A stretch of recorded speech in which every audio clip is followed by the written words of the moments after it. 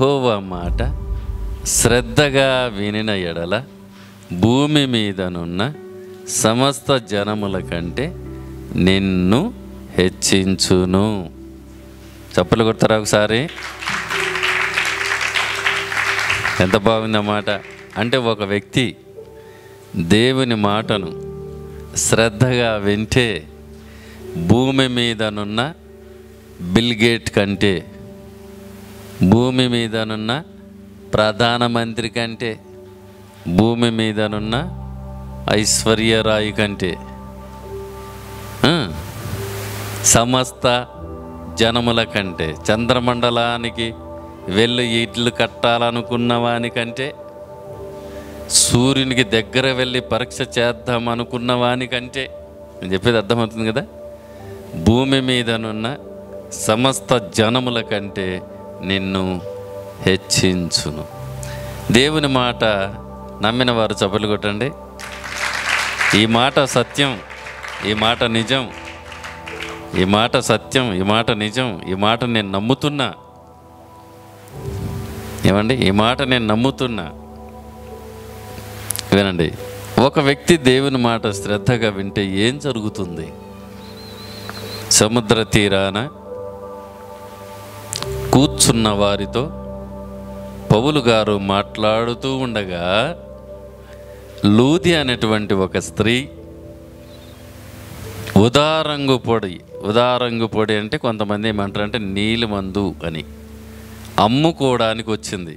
సముద్రం తీరాన ఎక్కువ మంది ఉంటారు. మేము ట్రైనింగ్లోన రాజమండ్రిలో ట్రైన్లో ఉన్నప్పుడు ప్రతి శనివారం గోదావరి నది ఒడ్డున అక్కడ చాలామంది భిక్షగాలు అనేక మంది ఉంటారు.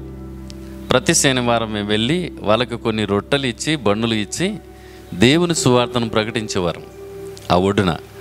అలాంటి సముద్ర తీరాన జనాలు ఉన్నప్పుడు పౌలు గారు దేవుని మాటలు మాట్లాడుతూ ఉండగా వ్యాపారానికి వచ్చినటువంటి, అంటే ఇక్కడ ఎక్కువ జనాభా ఉంటారు కాబట్టి నా వ్యాపారం ఎక్కువ జరుగుతుందని వచ్చి ఆశించి అమ్ముకోవడానికి రెడీ అవుతున్న సమయంలో ఆ పౌలు గారు చెబుతున్నటువంటి దేవుని మాటలను ఆమె శ్రద్ధగా వినింది.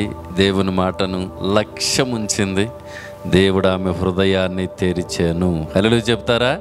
ఇప్పుడు చెప్పండి, మరి ఒక వ్యక్తి దేవుని మాట శ్రద్ధగా వినటం వలన దేవుడు ఆమె హృదయాన్ని తెరిచాడు.